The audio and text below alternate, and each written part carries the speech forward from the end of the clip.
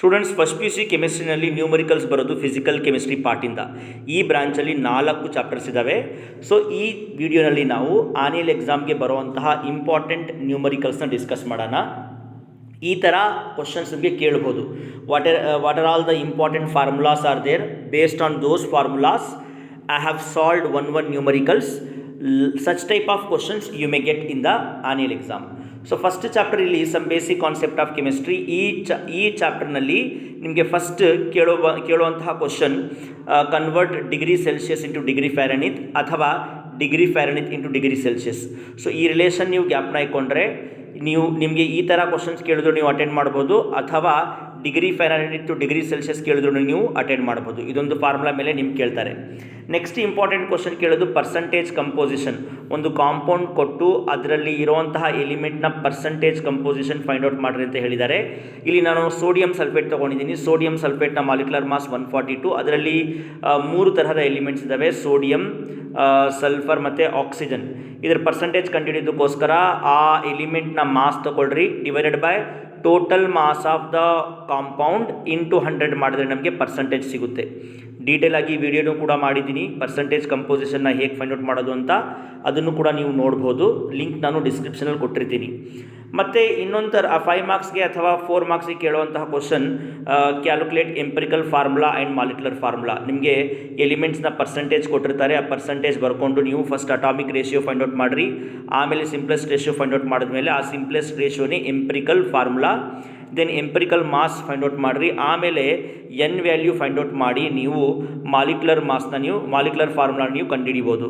So ಈ concept ಮೇಲೂ ಸಹ ಡೀಟೇಲ್ ಆಗಿ ವಿಡಿಯೋ ಮಾಡಿದ್ದೀನಿ ನಾನು, ಡಿಸ್ಕ್ರಿಪ್ಷನಲ್ಲಿ ಕೊಟ್ಟಿರ್ತೀನಿ ಲಿಂಕ್ನ, ಅದನ್ನು ನೋಡಿ ನೀವು ಕಲಿಬೋದು. ನೆಕ್ಸ್ಟ್ ಕೇಳುವಂತಹ ನ್ಯೂಮರಿಕಲ್ ಈ ಚಾಪ್ಟರಲ್ಲಿ calculate the mass of calcium oxide and carbon dioxide produced by the decomposition of 5 grams of calcium carbonate. ಈ ನ್ಯೂಮರಿಕಲ್ಸ್ ಸ್ಟಾಕ್ಯೋಮೆಟ್ರಿ ಮೇಲೆ ಬೇಸ್ ಆಗಿರುತ್ತೆ. ಸೊ ನೀವು ಇಲ್ಲಿ ಫಸ್ಟ್ ನೀವು ರಿಯಾಕ್ಷನ್ಸ್ ಬರ್ಕೋಬೇಕು. ಕೊಟ್ಟಿರುವಂತಹ ಕಾಂಪೌಂಡ್ನ ಡಿಕಂಪೋಸಿಷನ್ ರಿಯಾಕ್ಷನ್ ಬರ್ಕೊಳ್ರಿ. ಡಿಕಂಪೋಸಿಷನ್ ರಿಯಾಕ್ಷನ್ ಬರೆದ ಮೇಲೆ ಅದರ ಮಾಸ್ ಫೈಂಡ್ ಔಟ್ ಮಾಡಿರಿ. ಕ್ಯಾಲ್ಶಿಯಂ ಕಾರ್ಬೋನೇಟ್ನ ಮಾಸ್ 100 ಗ್ರಾಮ್. ಸೊ 100 ಗ್ರಾಮ್ ನೀವು ಡಿಕಂಪೋಸ್ ಮಾಡಿದ್ರೆ ನಿಮಗೆ 56 ಗ್ರಾಮ್ ಕ್ಯಾಲ್ಶಿಯಂ ಆಕ್ಸೈಡ್ ಸಿಗುತ್ತೆ ಮತ್ತು 44 ಗ್ರಾಮ್ಸ್ ಕಾರ್ಬನ್ ಡೈಆಕ್ಸೈಡ್ ಸಿಗುತ್ತೆ.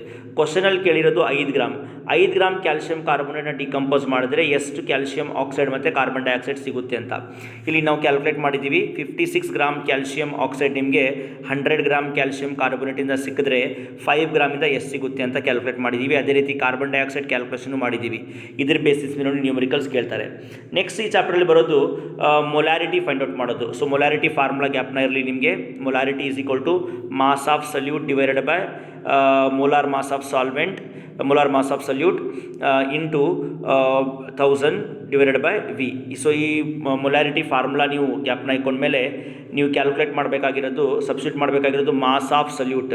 ಇಲ್ಲಿ ಕ್ವಶನಲ್ಲಿ ಮಾಸ್ ಆಫ್ ಸಲ್ಯೂಟ್ 4 ಗ್ರಾಮ್ ಕೊಟ್ಟಿದ್ದಾರೆ, into 1000 divided by molar mass of solute ನೀವು ಕ್ಯಾಲ್ಕುಲೇಟ್ ಮಾಡ್ಕೋಬೇಕು. ಫಾರ್ ಎಕ್ಸಾಂಪಲ್ NaOHನ molar mass 40 grams per mole ಮತ್ತು ವ್ಯಾಲ್ಯೂಮ್ ಕೊಟ್ಟಿದ್ದಾರೆ 250 ml. 250 mlನ ಸಬ್ಸ್ಟಿಟ್ಯೂಟ್ ಮಾಡಿ ನೀವು ಮೊಲಾರಿಟಿ ಕಂಡುಹಿಡಿಬೋದು. ಇನ್ನೊಂದು ಈ ಚಾಪ್ಟರಲ್ಲಿ ಇಂಪಾರ್ಟೆಂಟ್ ನ್ಯೂಮರಿಕಲ್ ಕೇಳೋದು ಆವ್ರೇಜ್ ಅಟಾಮಿಕ್ ಮಾಸ್ ಕ್ಯಾಲ್ಕುಲೇಟ್ ಮಾಡೋದು. ಸೊ ಕ್ಲೋರಿನ್ ಒಂದು ಎಕ್ಸಾಂಪಲ್ ಕೊಟ್ಟಿದ್ದೀವಿ. ಇಲ್ಲಿ ಕ್ಲೋರಿನ್ನ 2 ಐಸೋಟೋಪ್ ಇದೆ, 35 ಮತ್ತು 37. ಇದು ಪರ್ಸೆಂಟೇಜ್ ಆಫ್ ನ್ಯಾಚುರಲ್ ಅಬಂಡೆನ್ಸ್ ಮತ್ತು ಇದು ಅಟಾಮಿಕ್ ಮಾಸ್. ಸೊ ಈ ಡೇಟಾನ ಯೂಸ್ ಮಾಡಿಕೊಂಡು ನಾವು ಹೇಗೆ ಆವ್ರೇಜ್ ಅಟಾಮಿಕ್ ಮಾಸ್ ಕ್ಯಾಲ್ಕುಲೇಟ್ ಮಾಡೋದು ಅಂತ ಕೊಟ್ಟಿದ್ದಾರೆ. ಸೊ ರಿಲೇಟಿವ್ ಅಬಂಡೆನ್ಸ್ ನಾವು ಕಂಡುಹಿಡಿದು ನಾವು ಪರ್ಸೆಂಟೇಜ್ ಡಿವೈಡೆಡ್ ಬೈ 100. ಸೊ ಈ ರೀತಿ ಕೊಟ್ಟಿರುವಂತಹ ಐಸೋಟೋಪ್ನ ಪರ್ಸೆಂಟೇಜ್ನ ನಾವು 100ಇಂದ ಡಿವೈಡ್ ಮಾಡಿದ್ರೆ ನಮಗೆ ರಿಲೇಟಿವ್ ಅಬಂಡೆನ್ಸ್ ಗೊತ್ತಾಗುತ್ತೆ. ಸೊ ರಿಲೇಟಿವ್ ಅಬಂಡೆನ್ಸ್ ಗೊತ್ತಾದ ಮೇಲೆ 2 ಐಸೋಟೋಪ್ಸ್ದು ನೀವು ಆವ್ರೇಜ್ ಅಟಾಮಿಕ್ ಮಾಸ್ ಕಂಡುಹಿಡಿಬೋದು. ಹೇಗಂದರೆ relative abundance into atomic mass plus another isotope relative abundance into atomic mass ಮಾಡಿದಾಗ ನಮಗೆ ಆವ್ರೇಜ್ ಅಟಾಮಿಕ್ ಮಾಸ್ ಸಿಗುತ್ತೆ. ಇದು ಕೂಡ ತುಂಬ ಇಂಪಾರ್ಟೆಂಟ್ ನ್ಯೂಮರಿಕಲ್ ಆಗಿರುತ್ತೆ, 3 ಮಾರ್ಕ್ಸ್ ಕೇಳ್ತಾರೆ. Second chapter structure of atoms. ಈ ಚಾಪ್ಟರಲ್ಲಿ ನಿಮಗೆ ಸಿಂಪಲ್ ಆಗಿರುವಂಥ ಕ್ವಶನ್ ಏನಪ್ಪ ಕೇಳ್ತಾರೆ ಅಂದರೆ calculate the number of protons, neutrons and electrons ಅಂತ ಒಂದು ರೆಪ್ರೆಸೆಂಟೇಷನ್ ಕೊಟ್ಬಿಡ್ತಾರೆ. ಇಲ್ಲಿ ಎಲಿಮೆಂಟ್ Br ಕೊಟ್ಟಿದ್ದಾರೆ, ಅಟಾಮಿಕ್ ಮಾಸ್ 35 ಮತ್ತು ಅಟಾಮಿಕ್ ನಂಬರ್ 35 ಮತ್ತು ಅಟಾಮಿಕ್ ಮಾಸ್ 80 ಕೊಟ್ಟಿದ್ದಾರೆ. ಸೊ ಅಟಾಮಿಕ್ ನಂಬರ್ ಅಂದರೆ ನಂಬರ್ ಆಫ್ ಪ್ರೋಟಾನ್ಸ್ ಅಥವಾ number of electrons, atomic mass ಅಂದರೆ ನಂಬರ್ ಆಫ್ ಪ್ರೋಟಾನ್ಸ್ ಮತ್ತು number of neutrons. So atomic number ಏನಿರುತ್ತೆ ಅದೇನೇ ನಂಬರ್ ಆಫ್ ಪ್ರೋಟಾನ್ಸ್ ಮತ್ತು ನಂಬರ್ ಆಫ್ ಎಲೆಕ್ಟ್ರಾನ್ಸ್. ನೀವು ನ್ಯೂಟ್ರಾನ್ಸ್ ಕಂಡುಹಿಡಿಬೇಕು ಅಂದರೆ ಅಂದರೆ A - Z ಮಾಡ್ಕೊಳ್ರಿ, ಅಂದರೆ ಅಟಾಮಿಕ್ ಮಾಸ್ ಮೈನಸ್ ಅಟಾಮಿಕ್ ನಂಬರ್ನ ಕ್ಯಾಲ್ಕುಲೇಟ್ ಮಾಡಿದಾಗ ನಿಮಗೆ ನಂಬರ್ ಆಫ್ ನ್ಯೂಟ್ರಾನ್ಸ್ ಸಿಗುತ್ತೆ.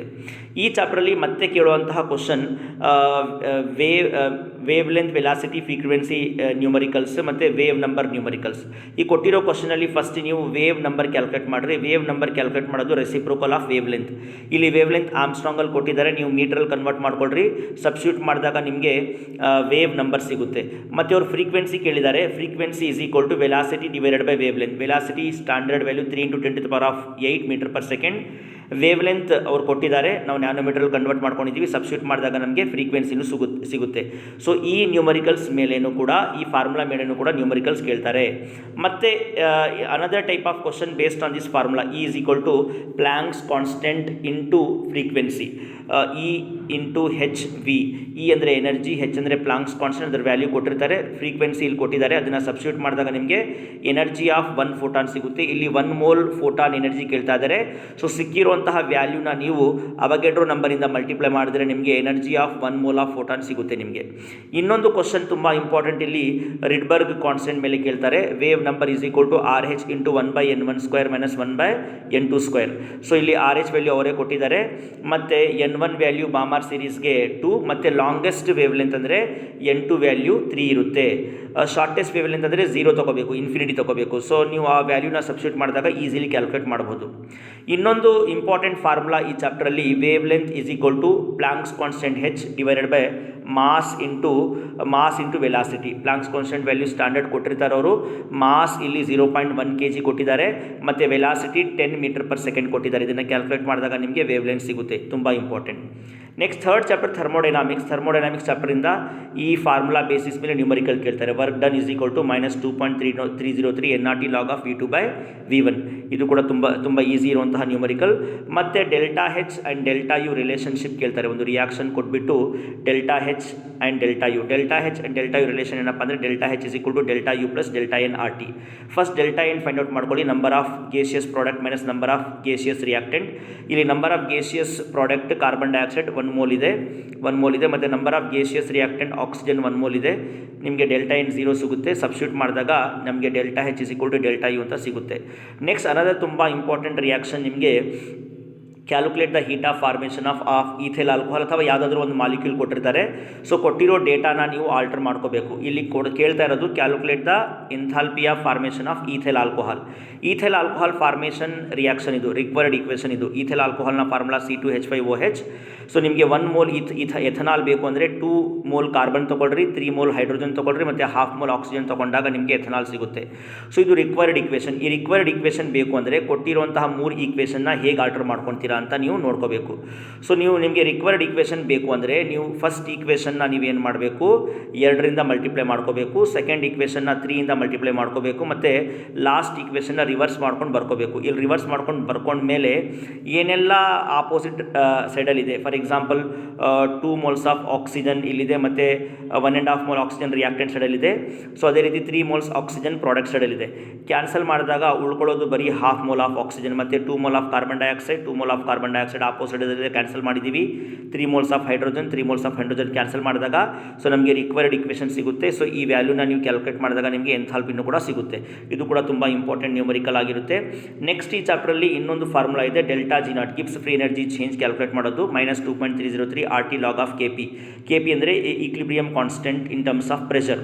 ಸೊ ಇಲ್ಲಿ R ವ್ಯಾಲ್ಯೂ ಅವರೇ ಕೊಟ್ಟಿರ್ತಾರೆ, ಯೂನಿವರ್ಸಲ್ ಗ್ಯಾಸ್ ಕಾನ್ಸ್ಟೆಂಟ್ ಟೆಂಪ್ರೇಚರ್ ಕೊಟ್ಟಿದ್ದಾರೆ, ಮತ್ತು ಲಾಗ್ KP ವ್ಯಾಲ್ಯೂ ಅವ್ರು ಕೊಟ್ಟಿದ್ದಾರೆ 10 ಅಂತ. ಸಬ್ಸ್ಟಿಟ್ಯೂಟ್ ಮಾಡಿದಾಗ ಲಾಗ್ 10 ವ್ಯಾಲ್ಯೂ 1, ನಿಮಗೆ ಆನ್ಸರ್ ಸಿಗುತ್ತೆ ಜೌಲ್ಸ್ ಪರ್ ಮೋಲ್ ಪ್ರಕಾರ. Next fourth chapter equilibrium chapter. ನಿಮಗೆ ಒಂದು ರಿಯಾಕ್ಷನ್ ಕೊಟ್ಬಿಟ್ಟು ಈ ರಿಯಾಕ್ಷನ್ನ KC ಮತ್ತು KP ರೆಪ್ರೆಸೆಂಟ್ ಮಾಡಿ ಅಂತ ಹೇಳ್ತಾರೆ. ನೋಡಿರಿ, KC ರೆಪ್ರೆಸೆಂಟ್ ಮಾಡೋದು molar concentration of product hydrogen ion raise to power 2 divided by molar concentration of 1 mole of hydrogen into 1 mole of iodine. So KPನೂ ಅಷ್ಟೇ, KP is equal to partial pressure of hydrogen iodide raise to power 2 divided by partial pressure of hydrogen into partial pressure of iodine. ಇದು ತುಂಬ important. Then KP ಮತ್ತು KC relationship ಕೇಳ್ತಾರೆ, ಒಂದು reaction ಕೊಟ್ಬಿಟ್ಟು. KP ಮತ್ತು KC relation ಏನಪ್ಪ ಅಂದರೆ KP is equal to KC into RT to the power of delta N. So first delta N find out ಮಾಡ್ಕೊಳ್ರಿ. ನಂಬರ್ ಆಫ್ ಗೇಷಿಯಸ್ ಪ್ರಾಡಕ್ಟ್ ಇಲ್ಲಿ 1 mole of PCl3, 1 mole of chlorine 2 ಇದೆ. Number of gaseous reactant PCl5 1 ಇದೆ. So delta N ನಿಮಗೆ 1 ಸಿಗುತ್ತೆ. So substitute ಮಾಡಿದಾಗ ನಿಮಗೆ relation ಗೊತ್ತಾಗುತ್ತೆ. So one more important numerical ಇದೆ, ಸೇಮ್ ಕೆ ಪಿ ಮತ್ತು ಕೆ ಸಿ ರಿಲೇಷನ್ಶಿಪ್ ಪ್ರಕಾರ. ಸೊ ಈ ರಿಯಾಕ್ಷನಲ್ಲಿ ನೀವು ಡೆಲ್ಟಾ ಎನ್ ಫೈಂಡ್ ಔಟ್ ಮಾಡ್ಕೊಳ್ರಿ. Number of moles of gaseous product are 3, number of moles of gaseous reactants are 2. So you will get delta N 1. So ಇಲ್ಲಿ K C value ಕೊಟ್ಟಿದ್ದಾರೆ, substitute ಮಾಡ್ಕೊಳ್ರಿ. ಮತ್ತು R value ಕೊಟ್ಟಿದ್ದಾರೆ, ಅದು ಕೊಟ್ಟಿದ್ದಾರೆ. Temperature 1060 ಕೊಟ್ಟಿದ್ದಾರೆ, substitute ಮಾಡಿದಾಗ ನಿಮಗೆ ಕೆ ಪಿ ಈಸಿಯಾಗಿ ಕ್ಯಾಲ್ಕುಲೇಟ್ ಮಾಡ್ಬೋದು. ಸೊ ಈ ಚಾಪ್ಟ್ರಲ್ಲಿ ಇನ್ನೊಂದು ಇಂಪಾರ್ಟೆಂಟ್ ಫಾರ್ಮುಲಾ ಅಂದರೆ Gibbs free energy change calculate ಮಾಡೋದು -2.303 RT log of K C equilibrium constant ಅವ್ರು ಕೊಟ್ಟಿದ್ದಾರೆ. ಆರ್ ವ್ಯಾಲ್ಯೂ ಮತ್ತು ಟೆಂಪ್ರೇಚರ್ ನಿಮಗೆ ಸ್ಟ್ಯಾಂಡರ್ಡ್ ಅವ್ರು ಕೊಟ್ಟಿರ್ತಾರೆ, ಅದನ್ನು ಸಬ್ಸ್ಟಿಟ್ಯೂಟ್ ಮಾಡ್ಕೊಂಡು ನೀವು ಡೆಲ್ಟಾ ಜಿ ಈಸಿಯಾಗಿ ಕ್ಯಾಲ್ಕುಲೇಟ್ ಮಾಡ್ಬೋದು. ಇಲ್ಲಿ ಲಾಗ್ 2 × 10⁻³ ಅಂತ ಇದೆ, ಅದನ್ನು ನೀವು log A into B, log A plus log B ಪ್ರಕಾರ ನೀವು ಅರೇಂಜ್ ಮಾಡಿಕೊಂಡು ನೀವು ಫೈಂಡ್ ಔಟ್ ಮಾಡ್ಬೋದು. ಲಾಗ್ನ ಹೇಗೆ ಫೈಂಡ್ ಔಟ್ ಮಾಡೋದು, ಆಂಟಿ ಲಾಗ್ನ ಹೇಗೆ ಫೈಂಡ್ ಔಟ್ ಮಾಡೋದು ಆಲ್ರೆಡಿ ನಾನು ವೀಡಿಯೋ ಮಾಡಿದ್ದೀನಿ, ಅದನ್ನು ಕೂಡ ಡಿಸ್ಕ್ರಿಪ್ಷನ್ ಲಿಂಕಲ್ಲಿ ಕೊಟ್ಟಿರ್ತೀನಿ, ನೀವು ಕ್ಯಾಲ್ಕುಲೇಟ್ ನೋಡ್ಕೊಂಡು ಕಲಿಬೋದು. ನೆಕ್ಸ್ಟ್ ಇಂಪಾರ್ಟೆಂಟ್ ನ್ಯೂಮರಿಕಲ್ ಈ ಚಾಪ್ಟರಲ್ಲಿ ಪಿ ಹೆಚ್ನ ಫೈಂಡ್ ಔಟ್ ಮಾಡೋದು. ಸೊ ಪಿ ಹೆಚ್ನ formula negative logarithm of hydrogen ion concentration. ಇಲ್ಲಿ ಹೈಡ್ರೋಜನ್ ಅಯಾನ್ ಕಾನ್ಸಂಟ್ರೇಷನ್ 0.01 ಕೊಟ್ಟಿದ್ದಾರೆ, ಅದನ್ನು ನೀವು 10⁻⁻² ಅಂತ ಬರ್ಕೋಬೋದು. 10⁻², ನಥಿಂಗ್ ಬಟ್ ಪಿ ಹೆಚ್ ನಿಮಗೆ 2 ಸಿಗುತ್ತೆ. ಅದೇ ರೀತಿ P H of 0.01 molar NaOH ಒಂದು ಬೇಸ್, ಅದಕ್ಕೆ POH = negative logarithm of OH ion concentration. ಇಲ್ಲಿ OH ಅಯಾನ್ ಕಾನ್ಸಂಟ್ರೇಷನ್ 0.01 ಮೊಲಾರ್ ಕೊಟ್ಟಿದ್ದಾರೆ, ದಟ್ ಈಸ್ ನಥಿಂಗ್ ಬಟ್ 10⁻², ನಮಗೆ POH 2 ಸಿಗುತ್ತೆ. ಸೊ PH + POH = 14 ಗೊತ್ತು ನಮಗೆ, ಅದನ್ನು ಸಬ್ಸ್ಟಿಟ್ಯೂಟ್ ಮಾಡಿ ನೀವು PH ಕ್ಯಾಲ್ಕುಲೇಟ್ ಮಾಡಿದಾಗ 14 - 2 12 ಅಂತ ಸಿಗುತ್ತೆ. ಇನ್ನೊಂದು ದಿನಲ್ಲಿ ಕ್ವಶನ್ ಕೇಳ್ತಾರೆ ಅವರು, ಪಿ ಹೆಚ್ ಅವರೇ ಕೊಟ್ಬಿಟ್ಟಿರ್ತಾರೆ, ನೀವು hydrogen ion concentration find out ಮಾಡಬೇಕು. ಸೊ ಇಲ್ಲಿ ಪಿ ಹೆಚ್ ವ್ಯಾಲ್ಯೂ ಬರ್ಕೊಂಡು ಪಿ ಹೆಚ್ನ ವ್ಯಾಲ್ಯೂ ಸಬ್ಸ್ಟಿಟ್ಯೂಟ್ ಮಾಡ್ಕೊಳ್ರಿ. ಮತ್ತು ಈ ಮೈನಸ್ ಸಿಂಬಲ್ನ ಪ್ಲಸ್ಸಾಗಿ ಕನ್ವರ್ಟ್ ಮಾಡಬೇಕು ಅಂದರೆ ಈ H+ ನೀವು ಡಿನಾಮಿನೇಟರಲ್ಲಿ ತೊಗೊಳ್ರಿ, 1/H+ ಆಗುತ್ತೆ. ಮತ್ತು ಈ H+ನ ಈ ಕಡೆ ತೊಗೊಂಡು ಪಿ ಹೆಚ್ನ ಈ ಕಡೆ ತೊಗೊಂಡಾಗ ಲಾಗ್ ಅದು ಆಂಟಿ ಲಾಗ್ ಆಗುತ್ತೆ. ಸೊ ಆಂಟಿ ಲಾಗ್ 6.4ನ ನಾವು 10⁻6 × 0.44 ಅಂತ ಬರೀಬೋದು. ಆಂಟಿ ಲಾಗ್ ಹೇಗೆ ಕ್ಯಾಲ್ಕುಲೇಟ್ ಮಾಡೋದು ಅಂತ ನಾನು ಹೇಳಿದ್ದೀನಿ. ಸೊ ಆಂಟಿ ಲಾಗ್ ಆಫ್ 44 ನಿಮಗೆ 2780 ಸಿಗುತ್ತೆ, ಅದನ್ನು ನಾವು 2.780 ಅಂತ ಬರ್ಕೋಬೇಕು. ಆ ವ್ಯಾಲ್ಯೂ ಇಲ್ಲಿ ನಾವು ಸಬ್ಸ್ಟಿಟ್ಯೂಟ್ ಮಾಡಿದಾಗ ನಮಗೆ ಹೈಡ್ರೋಜನ್ ಅಯಾನ್ ಕಾನ್ಸಂಟ್ರೇಷನ್ ಸಿಗುತ್ತೆ. ಇದು ಕೂಡ ಈಸಿಯಾಗಿದೆ. Then one more important question here is, ಒಂದು ರಿಯಾಕ್ಷನ್ ಕೊಟ್ಬಿಟ್ಟು ನಿಮಗೆ ಕಾನ್ಸಂಟ್ರೇಷನ್ ಕೊಟ್ಟಿರ್ತಾರೆ, ನೈಟ್ರೋಜನ್ ಕಾನ್ಸಂಟ್ರೇಷನ್ ಮತ್ತು ammonia concentration. So first K ಸಿನ ರೆಪ್ರೆಸೆಂಟ್ ಮಾಡ್ಕೊಳ್ರಿ, ಅದರ ಪ್ರಕಾರ ವ್ಯಾಲ್ಯೂಸ್ನ ಸಬ್ಸ್ಟಿಟ್ಯೂಟ್ ಮಾಡಿ ನೀವು ಕ್ಯಾಲ್ಕುಲೇಟ್ ಮಾಡಿದಾಗ ನಿಮಗೆ ಕೆ ಸಿ ವ್ಯಾಲ್ಯೂ ನಿಮಗೆ ಸಿಗುತ್ತೆ. So these are some of the important question answers are numericals from these 4 chapters. ಇದನ್ನು ಚೆನ್ನಾಗಿ ಪ್ರಾಕ್ಟೀಸ್ ಮಾಡಿರಿ. ನಾನು ಒಂದೊಂದು ನ್ಯೂಮರಿಕಲ್ ತೊಗೊಂಡಿದ್ದೀನಿ ಒಂದು ಫಾರ್ಮುಲಾ ಬೇಸಿಸ್ ಮೇಲೆ. ಅದೇ ರೀತಿ ನಾನು ಈ ಡೀಟೇಲ್ ಆಗಿ ಚಾಪ್ಟರ್ನ ವಿಡಿಯೋ ಮಾಡಿದ್ದೀನಲ್ಲ, ಅದರಲ್ಲಿ ತುಂಬ ನ್ಯೂಮರಿಕಲ್ಸ್ ನಾನು ಸಾಲ್ವ್ ಮಾಡಿದ್ದೀನಿ. ಅದನ್ನು ನೀವು ನೋಡಿಕೊಂಡ್ರೆ ನಿಮಗೆ ಡೆಫಿನೆಟ್ಲಿ ಬರುವಂತಹ ಆನ್ಯುವಲ್ ಎಕ್ಸಾಮಲ್ಲಿ ತುಂಬ ಯೂಸ್ ಆಗುತ್ತೆ. Thank you students.